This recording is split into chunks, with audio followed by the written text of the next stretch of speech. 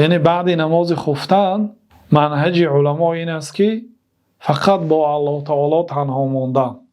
نماز خفتن که در مسجد خواندید، به خانه‌تان برمیگردید، در خود را محکم میکنید، طهارت میگیرید، نماز شب میخوانید تا آن وقتی که الله تعالی خواست کتاب الله تعالی را میکشوید، علم میآموزید و بر وقتر خواب میروید تا اینکه به نماز شب بخیزید. و استادمون شیخ محمد ابن محمد مختار شنقیطی حفظه الله میگن که اعلم ان طالب العلم الذي لا يقوم الليل فهو طالب العلم المسكين.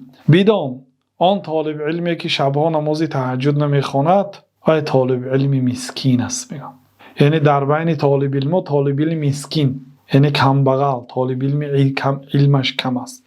یعنی در این راه باید نماز شب را ترک نکرد که این دلالت به همت عالی داشتن طالب علم میکند. وقتی که به نماز شب میخیزید خوب است که آن حفظی که کردید مثلا در یک رکعت یک رو از قرآن قرائت کنید. اگر حفظ نکرده باشید میتوانید چخیلی که حضرت عایشه میکردن قرآن را کشایید و از قرآن هم قرائت کردن در نماز نافله اجازت است.